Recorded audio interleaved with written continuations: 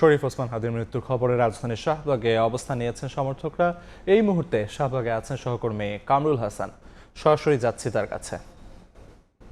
আমরা দেখেছি এই শাহবাগ মোড়ে উত্তেজনা আমরা দেখেছি, সেই উত্তেজনা এখনো পর্যন্ত কিন্তু চলমান রয়েছে। আপনারা নিশ্চয়ই দেখতে পাচ্ছেন শরীফ ওসমান হাদির যেই সমর্থক যারা আছেন, সেই সমর্থকরা এখনো পর্যন্ত কিন্তু তারা শাহবাগ মোড়ে অবস্থান নিয়েছেন এবং আমরা সারা রাত ভরই দেখেছি বিভিন্ন শ্রেণী পেশার মানুষও তাদের সঙ্গে যুক্ত হয়েছিলেন এবং সবশেষ ফজরের নামাজও তারা এখানে আদায় করেছেন।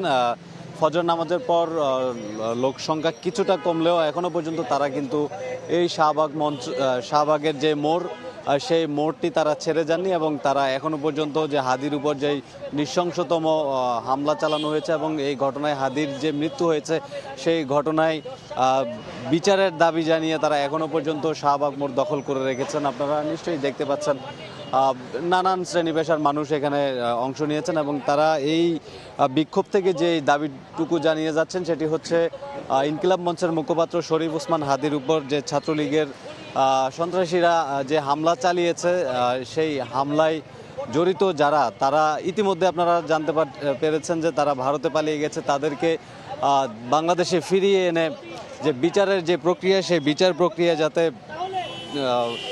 প্রক্রিয়া শুরু করা যায়, সেই দাবিটুকু জানিয়েছে এবং এর পরিপ্রেক্ষিতে এখানে বিক্ষুব্ধ যে জনতা রয়েছে তারা বলছে যে ভারত থেকে যে পলাতক যে আসামিরা রয়েছে, অর্থাৎ শরীফ ওসমান হাদির হত্যাকাণ্ডের সঙ্গে জড়িত ছাত্রলীগের যে সকল নেতাকর্মীদের নাম উঠে এসেছে, তাদেরকে যাতে বাংলাদেশ সরকারের কাছে ফিরিয়ে দেওয়া হয়, সেই আবেদনটুকু তারা জানিয়েছে।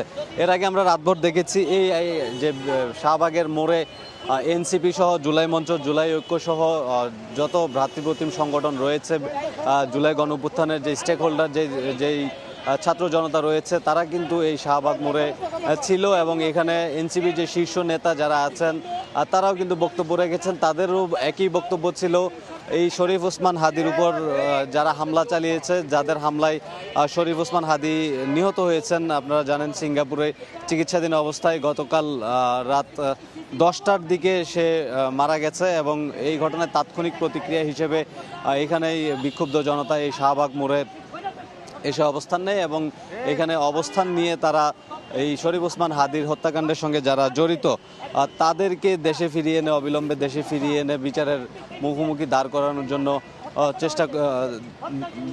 সেই দাবিটুকু তারা জানিয়েছেন। একটু জানাতে চাই, শরীফ ওসমান হাদি জুলাইয়ের যে গণ অভ্যুত্থান, সেই গণ অভ্যুত্থানে একেবারে প্রথম সারির একজন যোদ্ধা ছিলেন। আমরা এর আগেও দেখেছি সে এই যে বাংলাদেশে দীর্ঘদিন যে আধিপত্যবাদের যে ভারতীয় যে আধিপত্য ছিল, সেই আধিপত্যবাদের বিরুদ্ধে সে সবসময় প্রতিবাদী কণ্ঠস্বর হিসেবে কাজ করেছে এবং তার একটি স্বপ্নের কথা সে বারবার বলেছে। সে একটি ইনসাফ ভিত্তিক ন্যায়ের যে বাংলাদেশ তৈরির যে স্বপ্ন, সেই স্বপ্নটুকু সে দেখিয়ে গেছে। সে সবসময় ইনসাফের কথা বলেছে, কিন্তু শেষ পর্যন্ত আসলে সে তার যে ইনসাফের যে লড়াই, সেই লড়াইটুকু চালিয়ে যেতে পারেনি। আপনারা জানেন গত শুক্রবার শরীফ ওসমান হাদি জুমার নামাজের পর নির্বাচনী প্রচারণা শেষে যখন বাসায় ফিরছিলেন, তখনই নিষিদ্ধ সন্ত্রাসী সংগঠন ছাত্রলীগের কর্মীরা তাকে পেছন থেকেই একরকম অতর্কিত হামলা চালায় এবং সেই হামলার প্রেক্ষিতে শরীফ ওসমান হাদি ঢাকা মেডিকেল কলেজে চিকিৎসা নেন এবং সেখান থেকে তাকে উন্নত চিকিৎসার জন্য রাজধানীর এভার কেয়ার হাসপাতালে পাঠানো হয় এবং সেখান থেকে আরও উন্নত চিকিৎসার জন্য বর্তমান অন্তর্বর্তীকালীন সরকার তাকে সিঙ্গাপুরে পাঠায়। সেই সিঙ্গাপুরে 3 দিন চিকিৎসাধীন থাকা অবস্থায় গতকাল রাত 10টার দিকে তার মৃত্যুর সংবাদটি আমরা পাই এবং সেই মৃত্যু সংবাদের পরপরই যে হাদির যেই কর্মী সমর্থকরা রয়েছে তারা কিন্তু এই শাহবাগ মোড় রাত থেকেই দখলে রেখেছিল। সেই দখলের অবস্থাটা আমরা এখনও কিন্তু দেখতে পাচ্ছি। আপনারা নিশ্চয়ই দেখতে পাচ্ছেন শাহবাগ মোড়টিতে এখনও পর্যন্ত নেতাকর্মীরা অবস্থান নিয়ে রেখেছেন এবং তারা দাবি জানিয়ে যাচ্ছেন যে হাদির উপর যে নৃশংসতম ঘটনা ঘটানো হয়েছে, অর্থাৎ তাকে যেভাবে হত্যা করা হয়েছে, এই ঘটনায় যারা জড়িত তাদেরকে অবিলম্বে বাংলাদেশে ফিরিয়ে এনে যাতে যে বিচারের যে কার্যক্রম, সেই কার্যক্রম যাতে নিশ্চিত করা যায় সেই দাবিটুকু তারা জানিয়েছেন এবং তারা এই দাবি না আদায় হওয়া পর্যন্ত তারা এই শাহবাগে অবস্থান করবেন এমনও বক্তব্য তারা দিচ্ছেন।